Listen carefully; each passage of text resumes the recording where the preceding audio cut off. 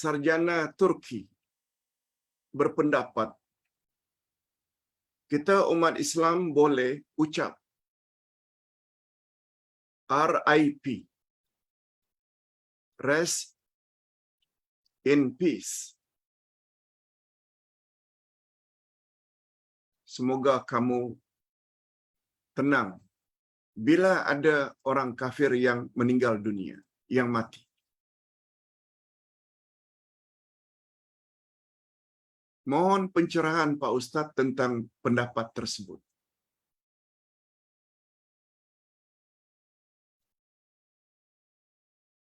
Ustaz ulang sekali lagi. Seorang cendekiawan Turki yang bernama Mustafa Akyol. Beliau mendakwa kasih sayang Allah tidak khas hanya untuk orang atau umat Islam saja.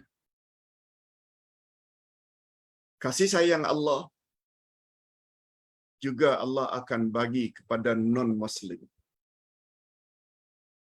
Oleh sebab itu, beliau berpendapat tidak ada salahnya bila kita ucap rest in peace kepada orang kafir yang mati. Dengan alasan Allah tidak hanya kasih sayang kepada orang Islam saja, tapi Allah juga kasih dan sayang kepada non-Muslim. Hadirin dan hadirat, ini ulasan Ustaz yang ada kaitannya dengan nama Allah Al-Ilah yang kita pelajari tadi.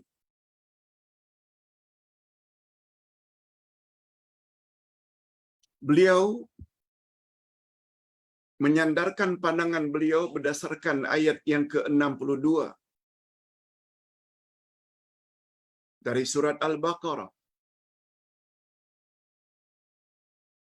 Padahal ayat 63 yang kita jelaskan tadi, wa ilahukum ilahu wahid. Tuhan kamu adalah Tuhan yang Maha Esa. La ilaha illa huwar rahmanur rahim. Tiada Tuhan yang berhak disembah melainkan Dia yang Maha Pengasih lagi Maha Penyayang. Itu ayat 63. Apa dia ayat 62 Pak Ustaz? Satu ayat sebelumnya, ini dia.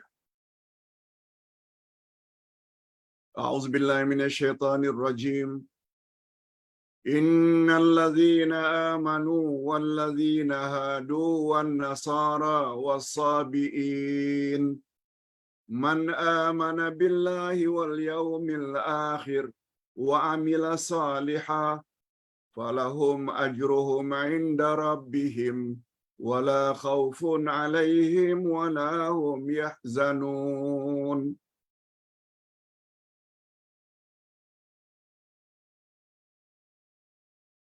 Sesungguhnya orang-orang yang beriman. Dengar baik-baik terjemahannya.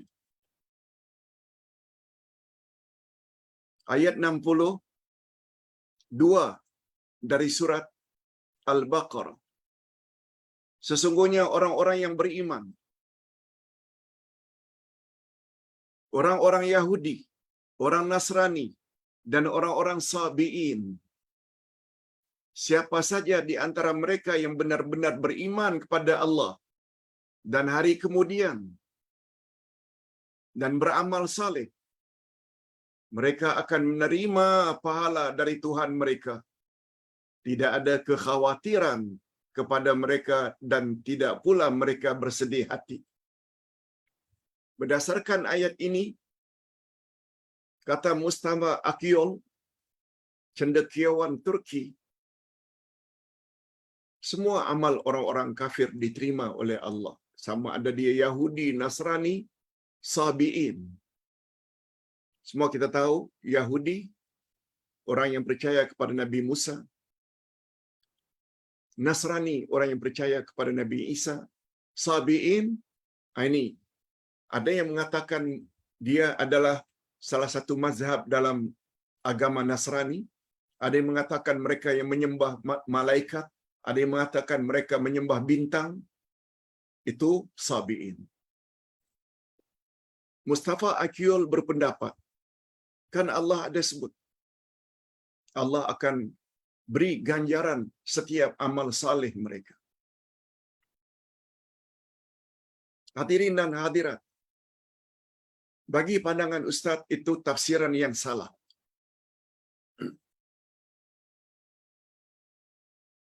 Sebab bila kita lihat kitab tafsir, khasnya tafsir Imam Ibnu Katsir, tafsir Al-Baghawi, tafsir Jalalain, tafsir At-Tabari. Bila kita lihat kitab-kitab tafsir, sebab ayat itu turun karena Salman Al-Farisi. Semua kita tahu Salman Al-Farisi, orang yang berasal daripada Iran, Parsi, Iran, datang ke Mekah menemui Nabi Muhammad sallallahu alaihi wasallam dan akhirnya memeluk Islam. Yang dipanggil dengan Salman Al-Farisi. Salman ini menceritakan tentang kawan-kawannya yang dia tahu sebelum dia memeluk Islam. Ya Rasulullah, orang-orang Yahudi, Nasrani, Sabi'in itu mereka rajin mendirikan salat, mereka mengeluarkan zakat, mereka berpuasa. Bagaimana nasib mereka?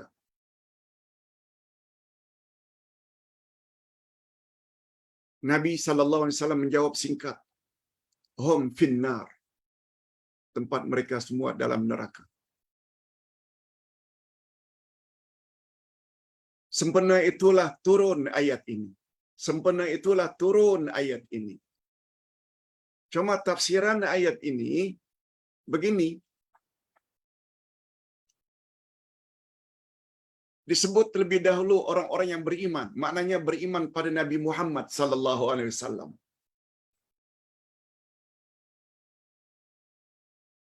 Kemudian diikuti dengan Yahudi, kemudian diikuti dengan Nasrani, diikuti dengan Sabi'in. Kata Nabi, mereka semua layak masuk syurga, tapi dengan syarat.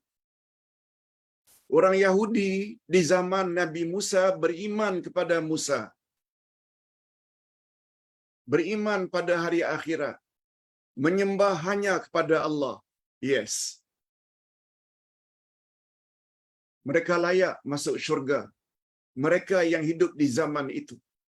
Dan mereka juga percaya akhir zaman akan muncul Rasul terakhir bernama Muhammad. Yes. Begitu juga Nasrani, pengikut setia Nabi Isa zaman itu. Beriman pada Allah, beriman pada hari akhirat. Juga percaya akan muncul Rasul akhir zaman bernama Muhammad. Begitu juga apabila latar belakang mereka Sabi'in.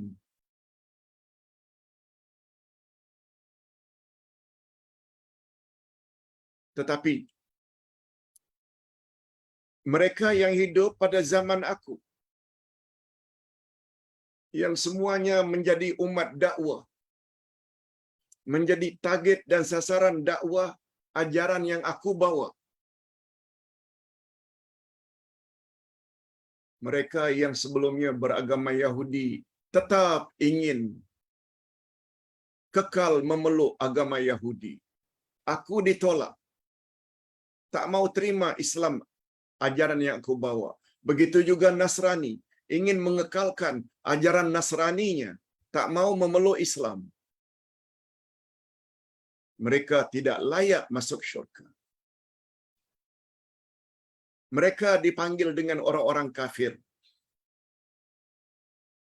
Sebagaimana Allah Subhanahu wa taala sebut pada awal surat Al-Bayyinah, lam yakunil ladzina kafaru min ahlil kitabi wal musyrikin munfakkina hatta ta'tiyahumul bayyinah. Rasulun minallah yatlu suhufan mutahharah. Orang-orang kafir sama ada Yahudi, orang-orang kafir sama ada ahli kitab, yakni Yahudi dan Nasrani, wal musyrikin, dan orang-orang yang penyembah berhala, semua mereka berkata, kami tidak akan tinggalkan agama kami kecuali bila datang bayinah, bila datang keterangan, bila datang bukti. Lalu Allah explain makna bukti itu. Rasulun minallah, iaitu rasul daripada Allah, iaitu Nabi Muhammad. Yatlu suhufan mutahharah, yang membaca kitab yang suci, iaitu Al-Quran.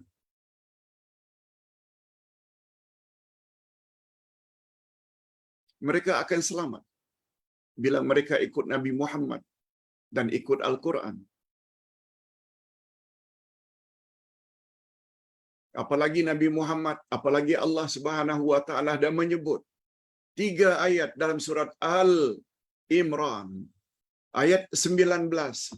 Inna dina indallahil Islam. Sungguhnya agama yang Allah terima, reda, hanya agama Islam. Ali Imran 85. Wa may yabtaghi ghairal islami dina falan yuqbala minhu wa huwa fil akhirati minal khasirin. Siapa mencari agama untuk dianutnya bukan agama Islam, tidak akan diterima agamanya itu, dan di akhirat dia pasti rugi. Ayat 102 Ali Imran, wala tamutunna illa wa antum muslimun. Jangan hendaknya kamu mati kecuali sebagai orang yang beragama Islam. Cukuplah 3 ayat itu membuktikan selain umat Islam adalah kafir, dan kafir pula disebut oleh Allah dalam Quran, amalan mereka haba'an mansura, tak ubahnya seperti debu yang diterbangkan angin.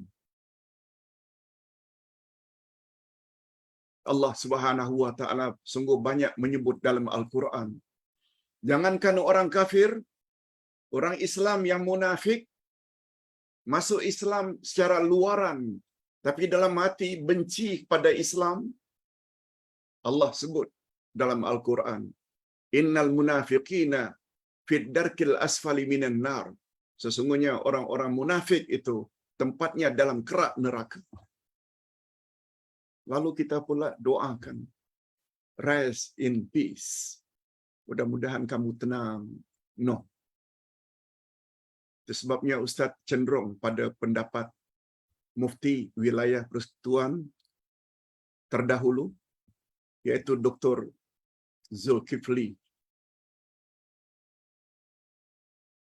bahawa menyebut rest in peace itu tak boleh terhadap orang-orang kafir. Nabi Muhammad sallallahu alaihi wasallam dilarang oleh Allah, jangan kamu minta ampun kepada Allah untuk orang-orang yang mati dalam keadaan syirik, walaupun dia kaum kerabatmu sendiri. Nabi Muhammad ketika minta ampun kepada Allah agar selamatkan angkelnya Abu Talib, dilarang oleh Allah. Dan tempat orang kafir sampai dia mati adalah neraka. Amalnya tak akan diterima oleh Allah. Apalagi mereka ada unsur syirik. Yahudi mendakwa Uzair anak Tuhan. Tidakkah itu syirik? Nasrani Kristian mendakwa Isa anak Tuhan. Tidakkah itu syirik? Apa kata Allah tentang orang syirik? La in asyrakta la yahbatanna amaluk. Bila kamu terlibat dengan syirik, hancur musnah segala amalan kamu. Lalu kita pula kata, rest in peace. Tenang kamu. Na'udzubillahi min dzalik. Ustaz cenderung pada pendapat tak boleh. Apalagi Nabi Muhammad sallallahu alaihi wasallam pernah bersabda dalam hadis sahih riwayat Imam Muslim, tidak seorang pun dari kalangan umatku, sama ada dia Yahudi atau Nasrani, dia tahu aku telah diutus sebagai rasul, lalu dia tak terima, dakhalan nar, tempatnya neraka. Hadis sahih riwayat Imam Muslim. Apalagi semua orang kafir pasti ada unsur syirik, dan syirik satu-satunya dosa yang tidak akan diampuni oleh Allah, kekal abadi dalam neraka. Na'udzubillah min dzalik. Okey, itu pandangan Ustaz. RIP, rest in peace, jangan kita ucap bila ada kematian daripada orang-orang kafir, walaupun itu ayah kita, walaupun itu uncle auntie kita, walau kalau mau mereka selamat sebelum mereka mati, ajak seberapa yang boleh supaya memeluk Islam. Wallahu a'lam. Yang kedua, Pak Ustaz, orang kedekut di dunia sangat dahsyat. Didoakan kecelakaan oleh malaikat setiap pagi berdasarkan hadis riwayat Bukhari dan Muslim. Bagaimana jika ada hari-hari yang kita terlepas bersedekah? Memang betul ada hadis sahih muttafaq alaih, riwayat bersama Bukhari dan Muslim. Sabda Nabi, setiap pagi ada 2 malaikat yang melaungkan suaranya. Malaikat pertama berkata, Allahumma, ya Allah, ya Tuhan kami,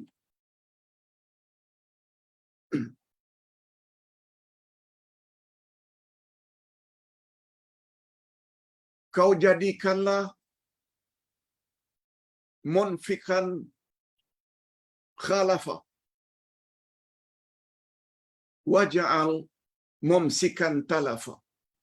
Lebih kurang macam itu bunyi hadis Nabi. Setiap pagi ada 2 malaikat yang melaungkan suaranya. Kita saja yang tak dengar. Hadis sahih, riwayat Bukhari dan Muslim. Apa dia laungan malaikat tersebut? 2 malaikat. Malaikat pertama berkata, Ya Allah, jadikanlah orang-orang yang suka menafkahkan hartanya, munfiqan, mereka yang suka menafkahkan, infak, khalafan, gantian untuk mereka. Tolong beri mereka ganjaran yang besar, ya Allah, munfiqan, khalafan, gantian. Khalafan dari kata khalifah. Itu sebabnya khalifah adalah pengganti Rasulullah. Khalifah pertama, kedua, ketiga, pengganti. Allahumma ja'al munfiqan khalafan.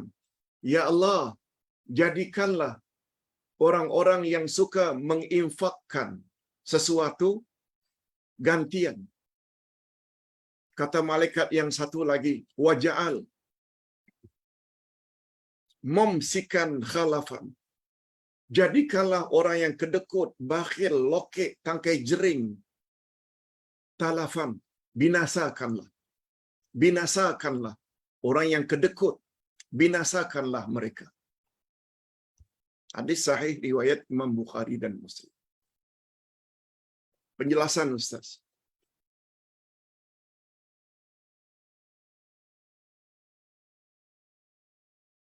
Kalaulah setiap hari, Pak Ustaz,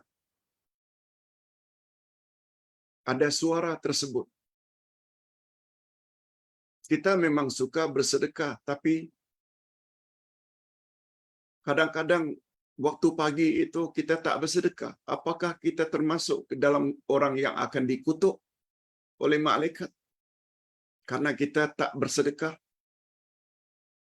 Berselang hari kita bersedekah. Hadirin dan hadirat, pertama sekali jawabannya, tidak. Bukan itu maksudnya. Kalau kita dapat bersedekah setiap pagi, itu memang terbaiklah. Tidak bermakna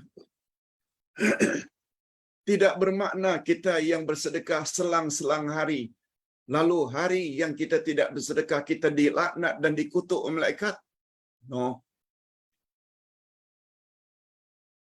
Selain daripada itu, dia juga tidak membawa makna mesti setiap pagi. Boleh habis zuhur, boleh habis asar. Pokoknya suka memberi nafkah. Tak semestinya pagi. Sekali lagi, Ustaz tidak nafikan. Bila setiap pagi lagi bagus. Itu sebabnya Ustaz perhatikan.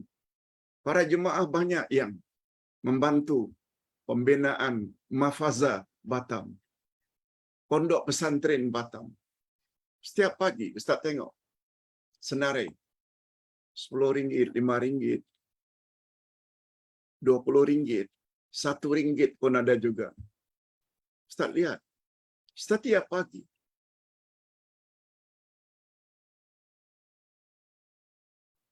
Untuk itu Ustaz ucap banyak terima kasih.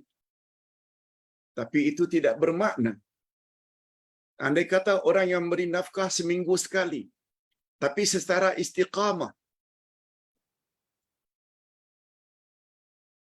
mereka tidak termasuk ke dalam golongan orang yang lokek, bakhil, kedekut. No. Yang kedua, dari sudut yang kedua, malaikat menggunakan istilah munfiqan. Ustaz dah jelaskan makna infak. Infak bukan sedekah duit sahaja, no. Walaupun itu termasuk infak. Infak ini dalam English to spend.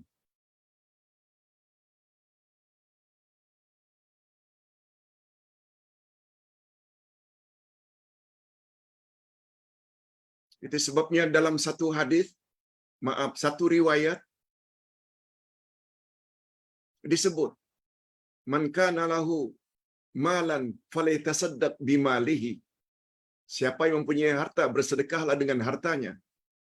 Wa man kana lahu quwwatun falyatasaddaq biquwwatihi. Siapa yang mempunyai tenaga, kekuatan, bersedekahlah dengan tenaganya. Wa man kana lahu ilmun falyatasaddaq biilmihi.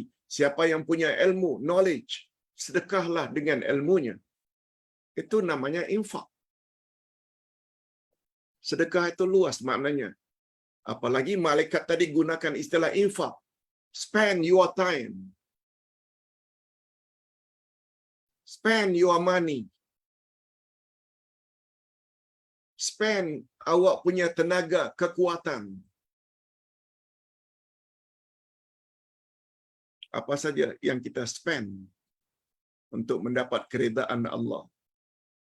Ustaz tiap hari spend Ustaz punya knowledge kepada orang ramai, termasuk infak. Ingat, malaikat gunakan ya Rabb.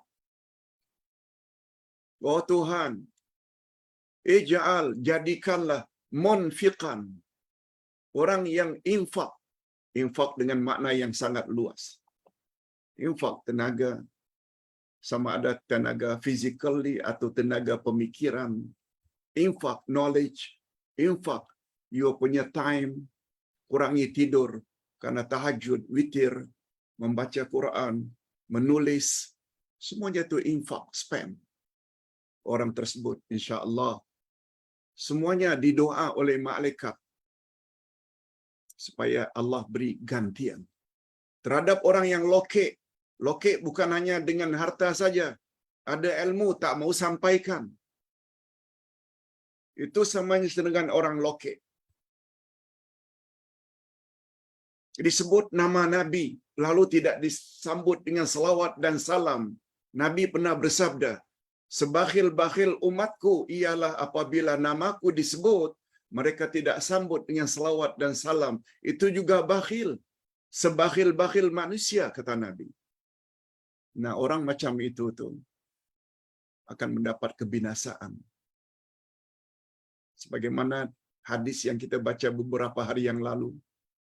Ketika Nabi naik atas mimbar, Nabi kata amin. Sahabat bertanya, mengapa Tuhan kata amin?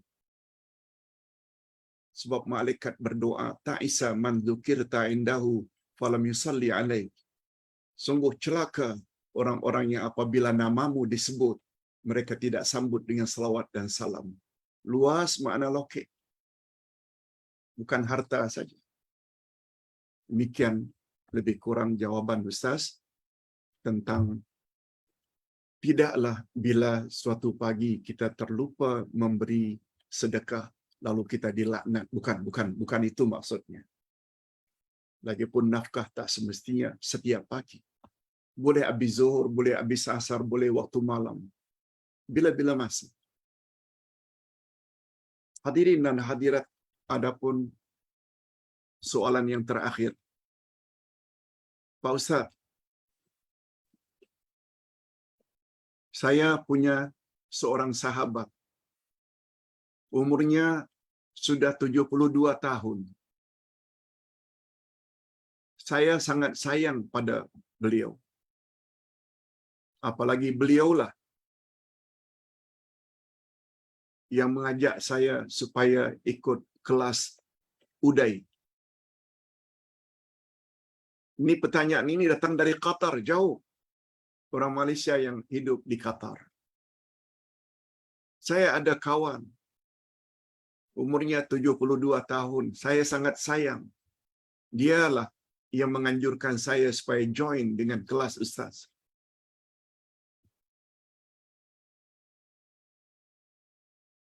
Saya ingin tanya Pak Ustaz, adakah doa untuk hilangkan nyanyuk, pelupa, atau pikun? Bahasa kita nyanyuk.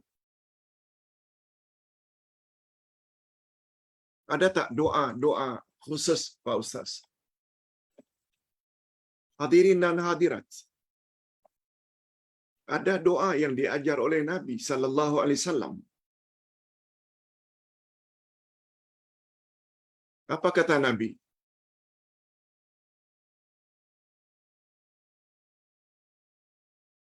Nabi Muhammad sallallahu alaihi wasallam mengajar, Allahumma inni a'udzubika min an uradda ila arzalil umur. Allahumma inni a'udzubika, ya Allah, sesungguhnya aku berlindung kepadamu, min an uradda ila arzalil umur. Ya Allah, aku berlindung kepadamu daripada dikembalikan kepada umur kanak-kanak. Min an uradda ila arzalil umur. Ya Allah, aku mohon dilindungi supaya jangan engkau kembalikan aku kepada umur kanak-kanak. Maknanya dah jadi macam budak-budak. Pelupa, tidak ingat. Kadang-kadang nama anak, nama cucu pun kita tak ingat.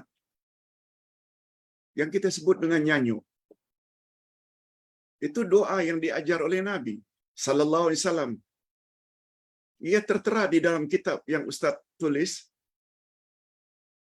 yaitu wirid Rasulullah pagi dan petang. Sila cari.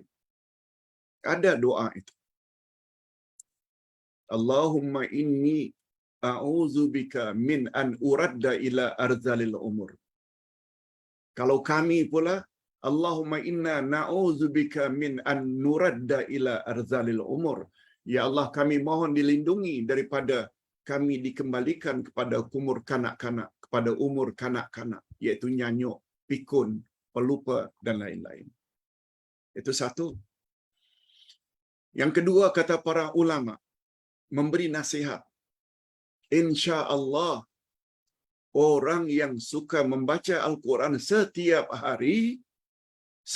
hari baca Quran,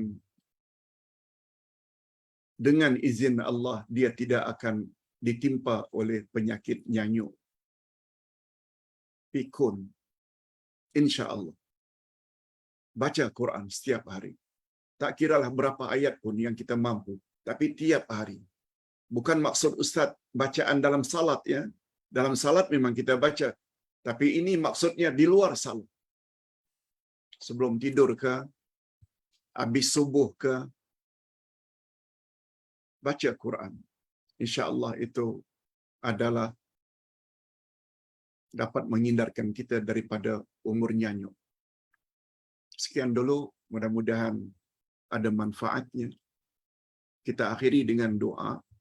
Tapi sebelum itu Ustaz ingin ingatkan jam 1 nanti hingga 1.50 Ustaz ada kuliah tentang Al-Asma'ul Husna juga, iaitu nama Allah Al-Muhaimin. Nama ini